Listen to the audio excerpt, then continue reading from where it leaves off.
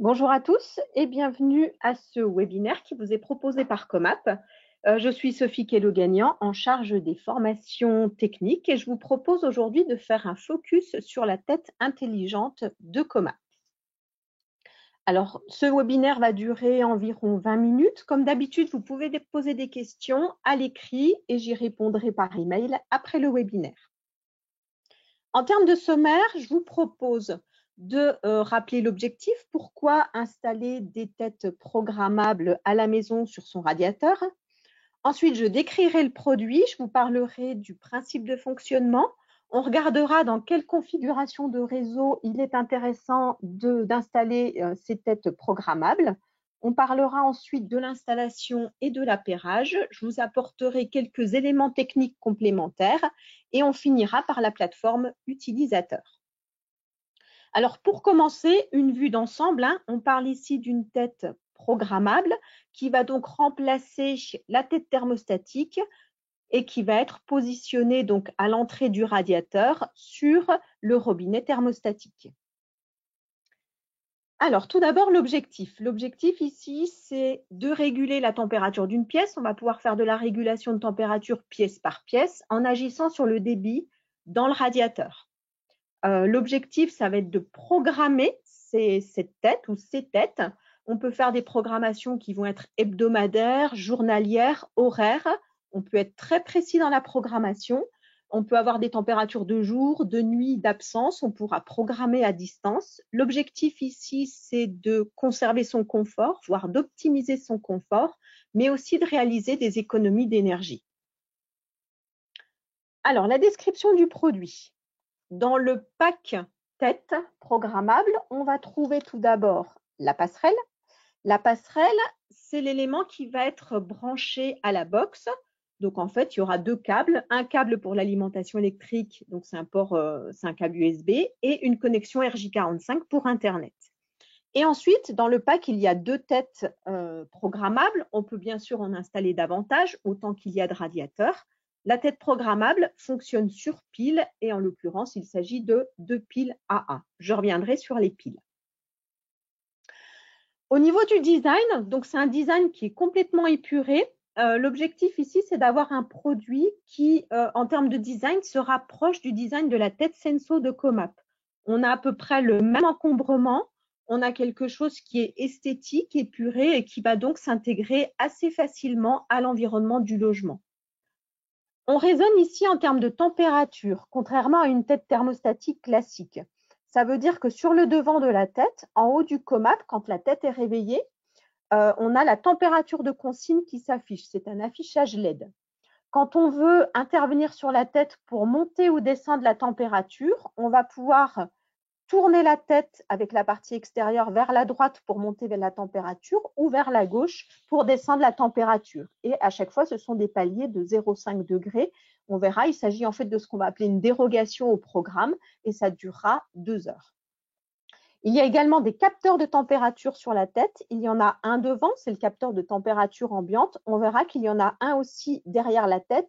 Je vous expliquerai pourquoi tout à l'heure. Et il y a aussi un capteur d'humidité. Donc voilà, c'est une tête qui est discrète. Comme je vous dis, elle ressemble à la tête Senso. Elle s'intègre facilement dans le logement. Elle est plutôt design et elle a une allure plutôt moderne. Un mot sur la passerelle. La passerelle, elle va être située à côté de la box. Elle se branche très simplement. Il y a deux câbles fournis, le câble USB et le câble RJ45. Et c'est à travers cette passerelle qu'on a en fait toute l'intelligence du système. Il faut savoir qu'il n'y a pas d'intelligence dans les produits. L'intelligence, elle est dans le cloud. Donc, c'est très intéressant dans le sens où s'il y a des mises à jour, si les développeurs apportent des nouvelles fonctionnalités à la tête, ces nouvelles fonctionnalités pourront être intégrées lors des mises à jour. Il n'y a pas besoin de changer les produits. Et ça, c'est un gros avantage. Le principe de fonctionnement. C'est très simple. Donc, la tête, elle est située sur le radiateur. Par exemple, ici, une tête située sur le radiateur de la pièce à vivre. La tête programmable va communiquer avec la passerelle. En termes de communication, on est sur une interface radio avec une fréquence de 868 MHz. Ça, c'est complètement normalisé. C'est la fréquence qui est utilisée en Europe. Au niveau du protocole de communication, c'est du Cislopan. Alors, je ne vais pas rentrer dans le détail aujourd'hui sur le Cislopan. Vous connaissez le Wi-Fi, vous connaissez le Bluetooth. Le Cislopan, c'est un autre protocole de communication. C'est un protocole de communication, parmi d'autres, qui est fait pour les petits objets connectés. L'objectif, c'est que des petits objets connectés puissent discuter entre eux sur des distances qui sont relativement courtes et en consommant le moins d'énergie possible. La discussion entre les produits a lieu toutes les 5 minutes. Toutes les 5 minutes, il y a un échange d'informations. Au niveau des informations, la tête va envoyer des informations sur la température ambiante, sur le taux d'humidité, sur l'état des piles, la position de la vanne et s'il y a des erreurs, les codes erreurs. La passerelle, quant à elle, va envoyer des informations sur la consigne de température à appliquer, donc qui est reliée au programme, et d'autres informations du type mode de régulation et version du logiciel. La passerelle est reliée donc à la box et est donc connectée à Internet. On a dit que toute l'intelligence du produit était dans le cloud. Donc derrière, il y a des développeurs qui viennent alimenter ce cloud en algorithme pour apporter des fonctionnalités. Il y a aussi une interface utilisateur sur mobile, sur tablette, sur PC également. On en parlera à la fin de la présentation. Il y a notamment toute la partie programmation qui va permettre de définir les températures qu'on veut à chaque moment de la journée. Donc voilà le principe de fonctionnement. C'est complètement transparent pour l'utilisateur. La régulation est dite intelligente. Si on compare une tête programmable par rapport à une tête thermostatique classique, déjà on raisonne en température, on a un affichage de température et ensuite on va faire de la régulation qui est intelligente. Ça veut dire quoi? Donc, c'est des fonctionnalités qu'on a en plus par rapport à une tête thermostatique classique. Il y a tout d'abord la détection de fenêtres ouvertes. La détection de fenêtres ouvertes, ça veut dire qu'en plein hiver, on ouvre une fenêtre pour aérer, eh bien, le radiateur va se fermer, la tête va provoquer la fermeture du radiateur, la fermeture de la vanne, de manière à éviter de consommer de l'eau chaude pour rien. La dérogation temporaire, on a donc des programmes. La tête va suivre les programmes, mais si on est à la maison et qu'on a froid, on peut intervenir sur la tête pour monter la température par palier de 0,5 degrés. Et en fait, le système va se mettre à chauffer pendant 2 heures avant de revenir à son programme. Il y a aussi un mode été, et ça, c'est super intéressant. Le mode été, si on prend le cas d'une tête thermostatique classique sur son radiateur, la plupart des utilisateurs ne savent pas qu'il faut mettre la tête sur la position 5 durant l'été. Pourquoi? En fait, c'est comme il fait chaud dans la pièce, c'est pour éviter que la tête ne cherche à réguler une température, par exemple, de 20 degrés et vienne fermer la vanne pendant tout l'été. Donc, pousse sur la vanne pour fermer cette vanne et ne pas chauffer la pièce. Quand on a quand il se passe ce phénomène, il n'est pas rare qu'à la fin de l'été, donc au moment où on veut réchauffer les pièces et qu'on remette en route son système de chauffage, eh bien le clapet reste collé sur le siège de la vanne. Et à ce moment-là, ça peut être compliqué pour remettre en route. Avec la tête programmable, on n'a pas ce problème. Avec le mode été, la tête va donc se mettre en mode été et derrière garder la vanne ouverte tout l'été, quoi qu'il arrive. Comme on ne chauffe pas, de toute façon, ça n'a aucun impact. Ça permet aussi de moins consommer au niveau des piles. La configuration du réseau maintenant. Où est-ce qu'il est intéressant de placer ces têtes programmables? On a 2 possibilités. Soit on a un réseau horizontal, donc c'est le cas de la maison individuelle, c'est-à-dire qu'on gère la maison dans son ensemble au niveau du réseau de chauffage. Et c'est aussi le logement collectif quand on a une chaudière murale. Là aussi, on raisonne au niveau du logement complet ou une chaudière centralisée avec une vanne de voie à l'entrée du logement. Quand on est dans ces cas de figure, en général, on a un thermostat. Donc, c'est le thermostat qui va gérer la température, le débit d'eau à amener dans le réseau de chauffage pour chauffer l'intégralité du logement. Imaginons que le thermostat soit dans la pièce à vivre, on veut réguler 21 degrés, le thermostat va réguler 21 degrés partout. Si on veut avoir une température plus basse dans les chambres, par exemple 18 degrés, c'est là où l'installation d'une tête programmable a tout son sens puisqu'on pourra abaisser la température et donc réguler de manière spécifique les chambres.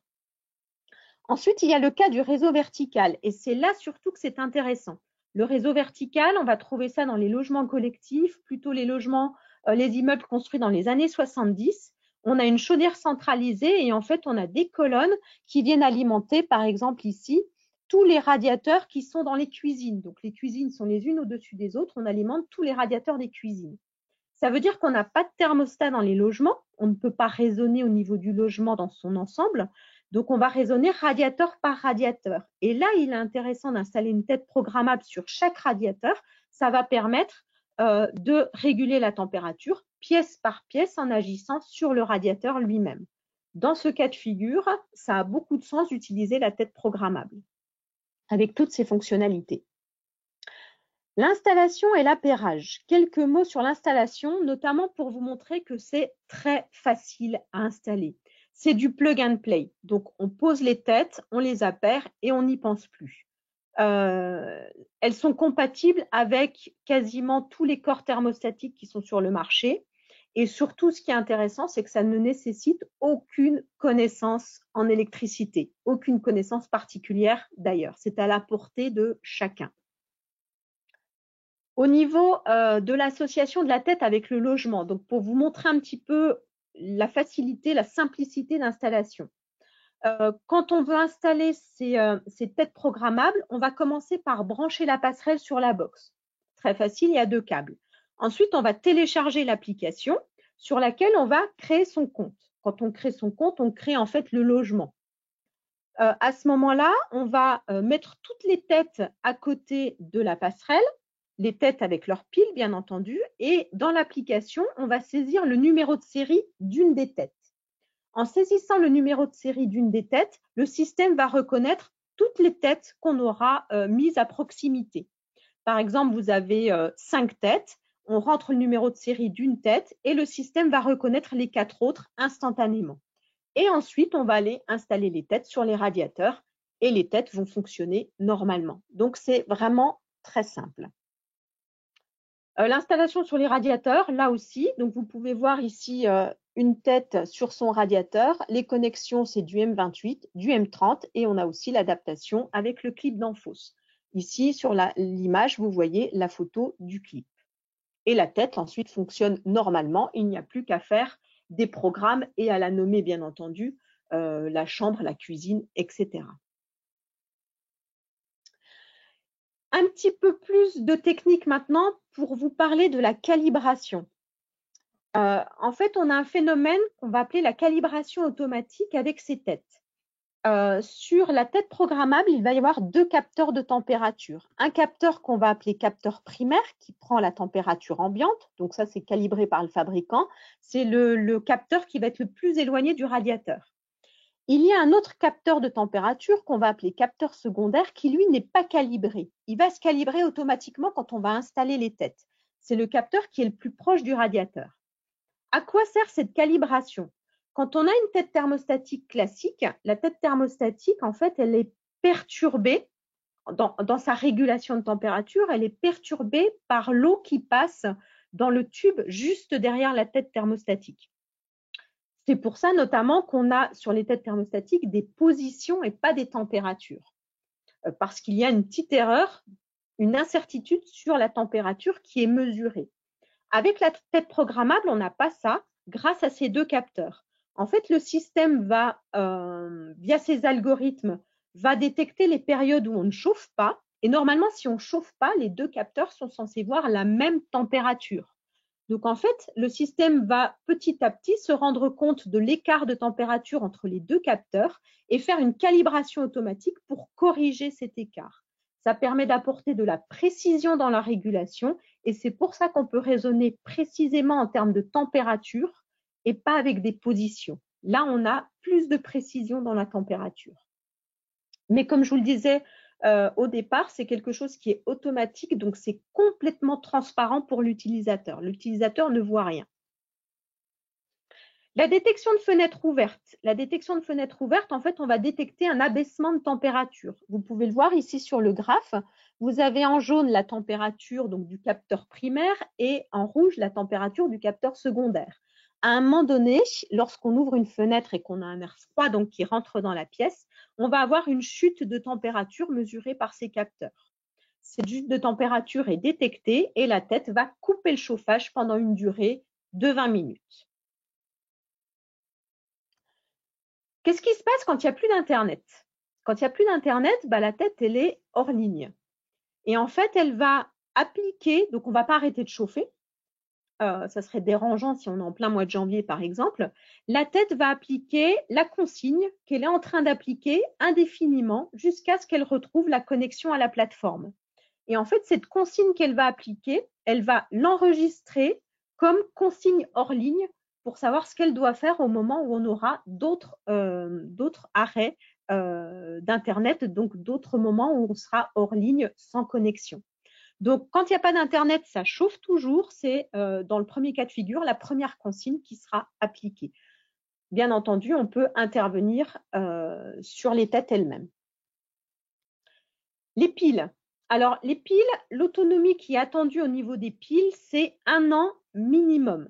Comme on a un mode été, pendant le mode été, il y a beaucoup moins d'interaction entre la tête et la passerelle, donc on va économiser sur les piles. Tous les jours, nos développeurs travaillent sur des fonctionnalités, des modalités pour consommer le moins d'énergie possible. Donc, l'objectif, c'est de rallonger la durée d'utilisation des piles. Alors, lorsque le seuil critique est atteint, on va avoir un symbole batterie critique qui va s'allumer sur la tête, comme vous pouvez le voir en haut à droite. La régulation va s'arrêter, mais on ne va pas s'arrêter de chauffer non plus et la vanne va rester ouverte à 50% jusqu'à ce que les piles soient à nouveau changées. Un mot maintenant sur la plateforme utilisateur. Alors ici, vous pouvez voir la page d'accueil de la plateforme utilisateur sur PC. Donc, on a bien entendu une application sur mobile et également sur tablette. Donc, au niveau de la page d'accueil, on va avoir les éléments sur la résidence, c'est-à-dire les pièces et les têtes dont on dispose. Vous voyez ici que c'est écrit en anglais, on peut bien sûr changer de langue. Vous verrez la prochaine slide, elle est en français, donc on choisit sa langue. Actuellement, je suis dans la pièce de vie, j'ai les informations au niveau de la pièce de vie, je vais y revenir. On peut passer à la partie programme et on a aussi une partie statistique. Ici, j'ai l'information sur les pièces de vie. Je peux accéder aux autres pièces. Ici, ma chambre et la chambre des enfants, par exemple. Dans la pièce de vie, j'ai 24% d'humidité. J'ai une température de 21,2 degrés. Et la prochaine fois que j'ai un programme qui change, donc au moment où j'ai fait cet enregistrement, c'était à 22h30. Ma consigne de température, c'est 21 degrés. Je peux ici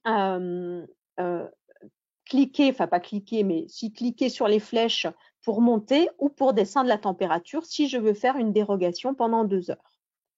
J'ai aussi les données extérieures au niveau de la météo locale, puisque le système via la passerelle me permet d'avoir des informations de météo. Donc, dans ce cas de figure, il faisait soleil, 12,7 degrés à l'extérieur, avec un vent qui vient de l'est et qui était très faible à 2,6 km/h. Donc, voilà les informations que j'ai directement lorsque j'affiche ma page d'accueil sur la pièce de vie. Au niveau des programmes, ici, vous avez une programmation qui est journalière.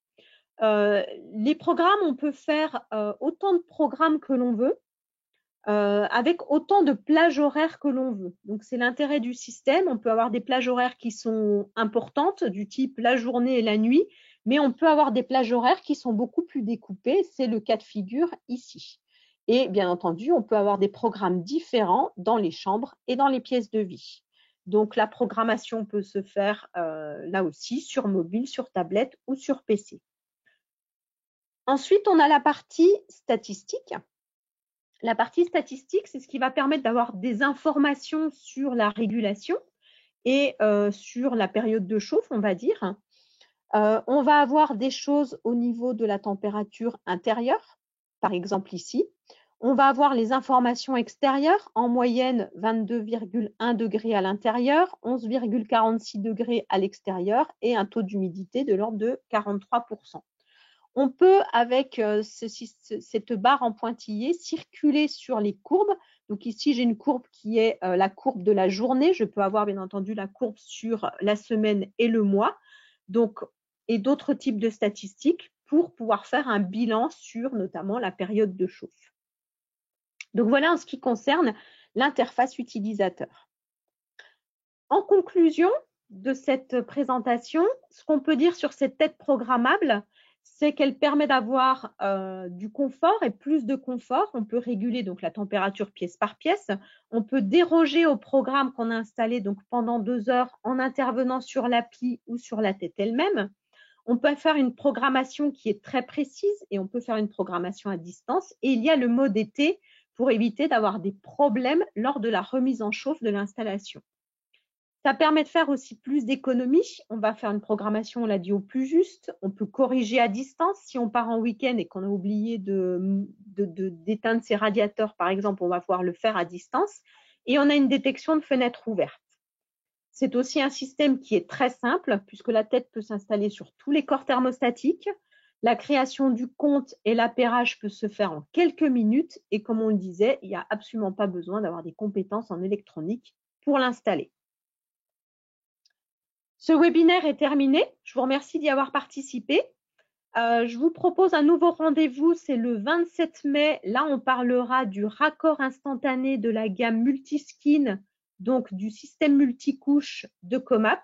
Donc, quand l'utiliser, la description du produit et quels sont les bénéfices qu'il va apporter. En attendant ce prochain webinaire, retrouvez-nous sur CoExpert, retrouvez-nous sur les réseaux sociaux. Et avant de vous dire au revoir, je vous souhaite une excellente journée. Merci, à bientôt.